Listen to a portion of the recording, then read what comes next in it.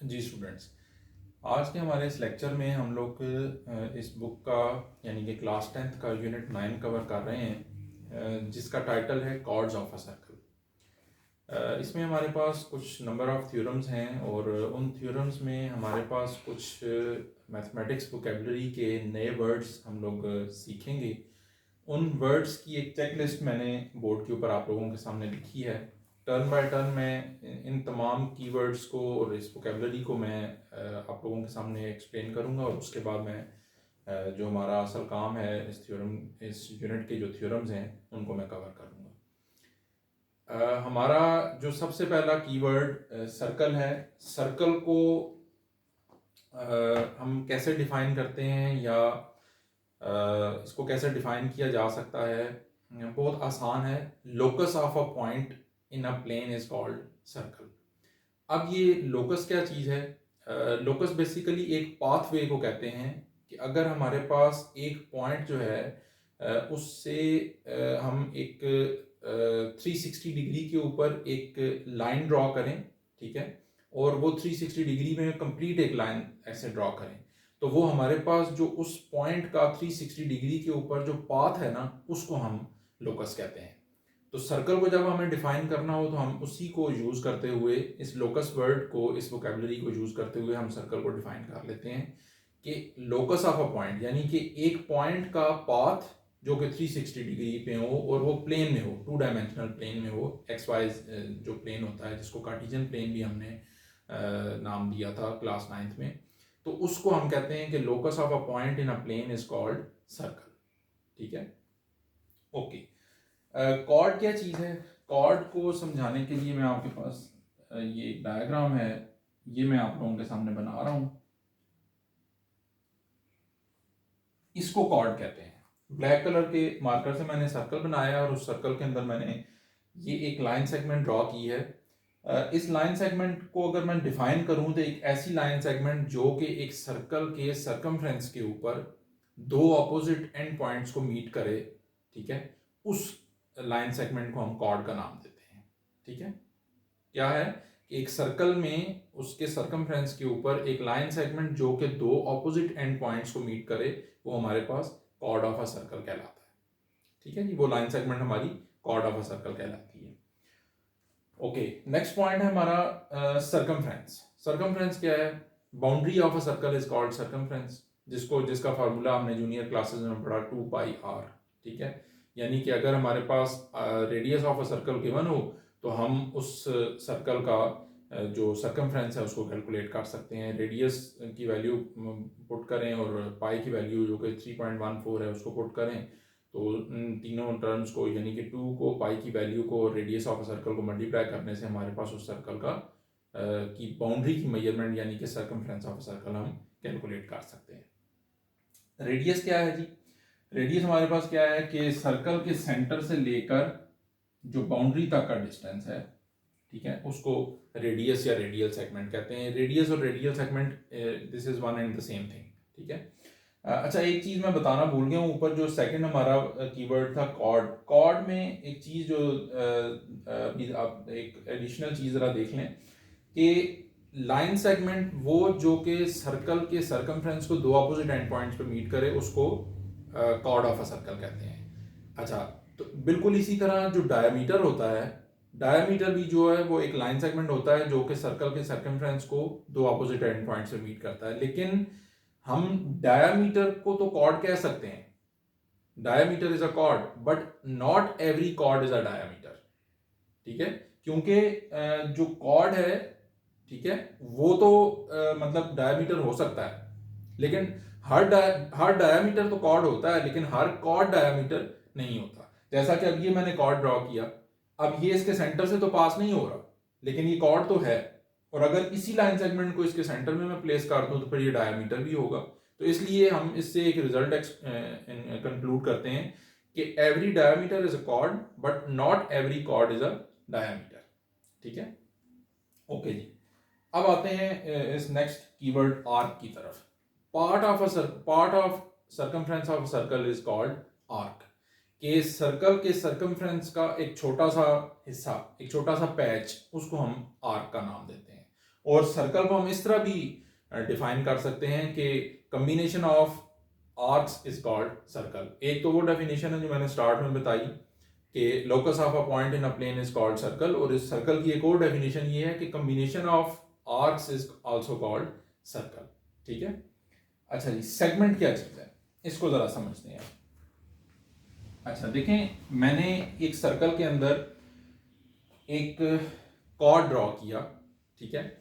अब अगर मुझे सेगमेंट को समझना है तो फिर सेगमेंट क्या चीज है जरा इसको देखते हैं कि एक सर्कल में एक कॉर्ड के ड्रॉ होने के बाद इस कॉर्ड और इस कॉर्ड के बनने के बाद हमारे पास, अगर मैं इसको नाम दूं, कॉर्ड है जी ए बी, ठीक है, और एक यहाँ पे एक मैं पॉइंट लेता हूं, इसको मैं नाम देता हूं सी का, और एक इधर पॉइंट लेता हूं, इसको नाम देता हूं डी का, ठीक है। अच्छा देखें, जनरली तो अगर मैं बात करूं ना तो इस कॉर्ड के बनने से मेरे पास ये जो पूरा सर्कल का सर्कमफ्रेंस है ये दो आर्क्स में डिवाइड हुआ है। एक आर्क का नाम मैंने दिया ए सी बी, ठीक है, और एक का नाम मैंने दिया ए डी बी, ठीक है। तो इस कॉर्ड और इससे रिलेटेड इस आर्क के दरमियान ये जो सर्कल का ये एरिया है, ये एरिया, इसको सेगमेंट का नाम दिया जाता है, ठीक है।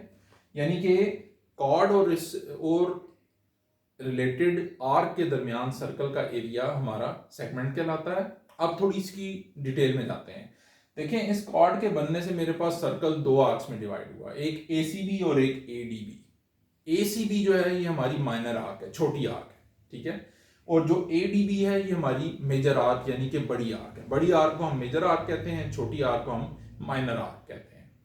तो इसमें थोड़ा सा अगर डिटेल में जाएं तो हम इस तरह से डिफाइन करेंगे कि कॉर्ड और उससे रिलेटेड माइनर आर्क के दरमियान सर्कल का जो एरिया है वो माइनर सेगमेंट कहलाता है, और कॉर्ड और उससे रिलेटेड मेजर आर्क जो कि एडीबी है इसके दरमियान जो सर्कल का एरिया है, ठीक है, इसको मेजर सेगमेंट कहते हैं।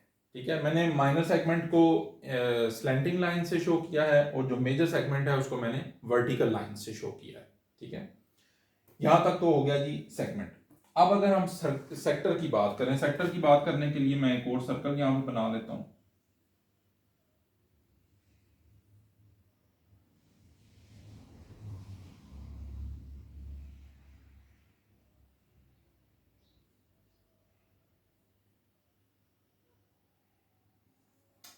देखें जी, अब सेक्टर को समझने के लिए मैंने एक सर्कल बनाया।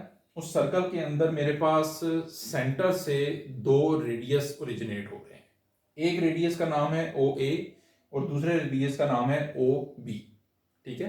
अच्छा, ये जो दोनों रेडियस हैं और इनका जो प्लूरल अगर हम वर्ड यूज करें तो रेडियाई, ये दोनों रेडियाई और इसके दरमियान ये जो आर्क है जिसका नाम ए बी है, इन दोनों रेडियाई और इससे रिलेटेड आर्क ए बी के दरमियान ये जो सर्कल का एरिया है, ठीक है, ये हमारा कहलाता है सेक्टर ऑफ सर्कल। इसको कहते हैं सेक्टर ऑफ सर्कल, ठीक है। दो रेडियाई और उससे रिलेटेड आर्क ए बी के दरमियान जो सर्कल का एरिया है वो सेक्टर ऑफ सर्कल कहलाता है, ठीक है। यहां पे भी वही कहानी है जैसे हमने सेगमेंट की बात की थी। देखिए, अगर इन दोनों रेडियाई और इससे रिलेटेड अगर हम इस आर्क का नाम माइनर आर्क रखें, ठीक है, तो दो रेडियाई और उससे रिलेटेड माइनर आर्क के दरमियान जो सर्कल का एरिया है वो माइनर सेक्टर कहलाएगा, और दो रेडियाई और उससे रिलेटेड ये मेजर आर्क एडीबी के दरमियान सर्कल का जो एरिया है, ठीक है, इसको मैं मेजर सेक्टर का नाम दूंगा। This is minor sector, this is major sector. ठीक हो गया जी। ये मैंने अभी तक क्या किया है कि मैंने आप लोगों के सामने इस यूनिट के अंदर, यूनिट 9 के अंदर जो मैथमेटिक्स वोकैबुलरी के कीवर्ड्स यूज हो रहे हैं वो मैंने आप लोगों के सामने अभी थोड़ा सा उनको डिमॉन्स्ट्रेट किया है, उनको एक्सप्लेन किया है ताकि आपको आगे थ्योरम्स को समझने में आसानी हो। अब हम आते हैं इस थ्योरम 9.1 की तरफ, ठीक है। Theorem 9.1 board point of view से इतना इंपॉर्टेंट नहीं है। पिछले 8-10 साल में शायद ये एक आध दफ़ा आया है, लेकिन इसके अंदर जो कॉन्सेप्ट यूज हो रहा है वो इस लिहाज से ज़रूर इंपॉर्टेंट है कि इससे आगे के जो थ्योरम्स हैं अगर आप इसको समझ पाएंगे तो फिर वो थ्योरम्स आपको आसानी से समझ आएंगे, ठीक है। अब इस थ्योरम 9.1 की जो मेरे पास स्टेटमेंट है वो क्या है, उस स्टेटमेंट को समझने के लिए मैं आपको क्लास 9th में जो 2 कॉन्सेप्ट्स हमने पढ़े थे उन 2 कॉन्सेप्ट्स में मैं आपको लेके जाना चाहता हूँ। वो कौन से थे? एक कॉन्सेप्ट हमने पढ़ा था यूनिट 9 के अंदर, इंट्रोडक्शन टू कोऑर्डिनेट ज्योमेट्री जिस यूनिट का नाम था। उस यूनिट के अंदर हमने एक्सरसाइज 9.2 में कॉन्सेप्ट पढ़ा था जिसका नाम था collinear and non collinear points. ठीक है, वो क्या था कि अगर हमारे पास, वैसे तो हमने पढ़ा है उसको, लेकिन मैं आपके लिए उसको रिकॉल करता हूँ। वो कॉन्सेप्ट ये था कि अगर हमारे पास 3 या उससे ज़्यादा कुछ इन फाइनाइट पॉइंट्स हैं और वो तमाम के तमाम पॉइंट्स एक स्ट्रेट लाइन के ऊपर एग्जिस्ट करते हैं, तो वो तमाम के तमाम पॉइंट्स जो हैं वो कोलिनियर पॉइंट्स कहलाएंगे। ठीक है, अच्छा, और अगर ये 3 या उससे ज़्यादा जो इनफाइनाइट पॉइंट्स हैं, अगर इनमें से कोई एक भी पॉइंट उस स्ट्रेट लाइन पे एग्जिस्ट नहीं करता, तो उस एक पॉइंट की वजह से ये तमाम के तमाम जो पॉइंट्स हैं ये नॉन कोलिनियर पॉइंट्स कहलाएंगे। और उसमें फिर हमने एक कंडीशन ऑफ कोलिनियरिटी भी पढ़ी थी, उसमें डिटेल में जाने की ज़रूरत नहीं है, जस्ट ये collinear and non collinear points का जो कॉन्सेप्ट है मैंने इसको रिकॉल किया। ओके, एक और चीज़ हमने पढ़ी थी क्लास 9th में यूनिट 12 के अंदर, जिसका टाइटल था right bisector and angle bisector. उसमें जो राइट बाइसेक्टर का कॉन्सेप्ट था वो क्या था कि अगर हमारे पास एक लाइन सेगमेंट है और उसके ऊपर हम एक राइट बाइसेक्टर ड्रॉ करते हैं और उस राइट बाइसेक्टर के ऊपर एक पॉइंट है किसी जगह पे भी, मतलब ऊपर या नीचे उस लाइन सेगमेंट पे, तो वो पॉइंट जो है वो हमने साबित ये किया था कि वो पॉइंट बेस लाइन सेगमेंट के एंड पॉइंट से इक्विडिस्टेंट होता है। ठीक है, अब उसकी इन दोनों चीज़ों की यहाँ पे चूंकि एप्लीकेशन है तो मैंने इन दोनों चीज़ों को पहले रिकॉल किया है। अच्छा, अब इस थ्योरम की स्टेटमेंट की तरफ आते हैं। देखें, उसने कहा है कि साबित करें कि हमारे पास अगर 3 नॉन कोलिनियर पॉइंट्स हों, 3 नॉन कोलिनियर पॉइंट्स हों, यानी कि वो 3 पॉइंट्स जो हैं वो एक स्ट्रेट लाइन के ऊपर एग्जिस्ट नहीं करते, तो कहता है साबित ये करें कि इन तीनों नॉन कोलिनियर पॉइंट्स से एक ही सर्कल पास हो सकता है। मतलब अगर हम एक सर्कल पास करें और वो इन तीनों नॉन कोलिनियर पॉइंट्स को टच भी कर रहा हो, तो फिर वो कहता है साबित करें कि एक ही सर्कल इन तीनों नॉन कोलिनियर पॉइंट से पास हो सकता है। और अगर इसकी इंग्लिश में मैं स्टेटमेंट आपको बताऊं तो लिखा हुआ है कि one and only one circle can pass through 3 non collinear points. ठीक है जी, अब मैंने आप लोगों के सामने इस थ्योरम की डायग्राम बनाई है जिसमें देखें कि हमारे पास गिवन क्या है, 3 नॉन कोलिनियर पॉइंट्स जिनका नाम ए, बी और सी है। ठीक है, ये 3 नॉन कोलिनियर पॉइंट्स हैं हमारे पास। और साबित हमें क्या करना है, टू प्रूव क्या है कि one and only one circle can pass through 3 non collinear points. Construction हमने क्या की है, कंस्ट्रक्शन में हमने पहले पॉइंट ए को बी से मिलाया है, बी को सी से मिलाया है। ठीक है, उस इन दोनों तीनों पॉइंट्स को आपस में मिलाने के बाद जो हमारे पास एक लाइन सेगमेंट बनी है ए बी, उसके ऊपर मैंने एक राइट बाइसेक्टर ड्रॉ किया है जिसका नाम मैंने एफ डी रखा है। ठीक है, इसी तरह मैंने लाइन सेगमेंट बी सी जो बनी उसके ऊपर एक राइट बाइसेक्टर बनाया जिसका नाम मैंने एच एफ रखा है, एच के रखा है, सॉरी। ठीक है, अब हुआ ये कि ए बी के राइट बाइसेक्टर एफ डी और बी सी के राइट बाइसेक्टर एच के का जो पॉइंट ऑफ इंटरसेक्शन है जिसका नाम मैंने ओ रखा है, इस पॉइंट ओ को मैंने इन तीनों non collinear points A B और सी से मिला दिया है। ये सारी बात जितनी मैंने आपको सामने बयान की है, ये सारी की सारी बात हमारे पास कंस्ट्रक्शन के पॉइंट्स है। मैं एक दफा कंस्ट्रक्शन को फिर से आपके सामने एक्सप्लेन करता हूं। क्या किया है कि पॉइंट ए को बी से मिलाया, बी को सी से मिला दिया, फिर ए बी लाइन सेगमेंट जो कि बनी उसके ऊपर मैंने F D right bisector draw किया। ठीक है, इसी तरह बीसी लाइन सेगमेंट के ऊपर एक राइट बाइसेक्टर एच के ड्रॉ किया और फिर इन दोनों राइट बाइसेक्टर के इंटरसेक्शन पॉइंट ओ को मैंने ए बी और सी जो कि 3 गिवन नॉन कोलिनियर पॉइंट्स हैं उन तीनों से मिला दिया। ठीक हो गया, यहां तक मैंने सिर्फ इसकी कंस्ट्रक्शन की है। अच्छा, अब इसका जो प्रूफ है वो इंतहाई आसान प्रूफ है इसका। वो किस तरह से आसान है, क्योंकि जिस बच्चे ने क्लास 9th में यूनिट 12 का थ्योरम 12.1 जिसको मैंने अभी थोड़ी देर पहले आपके सामने रिकॉल किया है, जिसने उसको समझ कर पढ़ा है, उसके लिए ये थ्योरम कुछ भी नहीं है, बहुत आसान है समझने के लिए। वो किस तरह से जरा देखिएगा। देखें, एक लाइन सेगमेंट है ए बी जिसके ऊपर एक राइट बाइसेक्टर है एफ डी, उस एफ डी राइट बाइसेक्टर के ऊपर एक पॉइंट है ओ, और हमने वहां पे ये साबित किया था कि इस राइट बाइसेक्टर के ऊपर किसी भी जगह पे अगर एक पॉइंट हो तो वो इस लाइन सेगमेंट के एंड पॉइंट से इक्विडिस्टेंट होगा। तो इसके रिजल्ट में मेरे पास ये बात आ गई कि O A is congruent to O B. ठीक हो गया, क्योंकि इस बेस लाइन के राइट बाइसेक्टर के ऊपर एक पॉइंट ओ है जो कि एंड पॉइंट से इक्विडिस्टेंट है, तो O is congruent to O B. बिल्कुल इसी तरह मेरे पास एक लाइन सेगमेंट है बी सी जिसके ऊपर एक राइट बाइसेक्टर है एच के। इस एच के राइट बाइसेक्टर के ऊपर मेरे पास एक पॉइंट है ओ जो कि वंस अगेन इस लाइन सेगमेंट बी सी के एंड पॉइंट्स बी और सी से इक्विडिस्टेंट है। तो इसके रिजल्ट में मेरे पास एक स्टेटमेंट आ गई कि O B is congruent to O C. ठीक है, क्यों? क्योंकि ये जो ओ है ये बी और सी से इक्विडिस्टेंट है। अब मेरे पास ओ ए जो है वो ओ बी से कॉन्ग्रुएंट है और ओ बी जो है वो ओ सी से कॉन्ग्रुएंट है। तो ट्रांजिटिव प्रॉपर्टी से मेरे पास ओ ए ओ सी से कॉन्ग्रुएंट हो गया। यानी कि बात ये अभी तक हमने ये साबित कर ली कि ये जो पॉइंट ओ है ये मेरे पास नॉन कोलिनियर जो 3 पॉइंट्स हैं जो कि ए बी और सी हैं, ये पॉइंट ओ ए से बी से और सी से बराबर फासले के ऊपर है।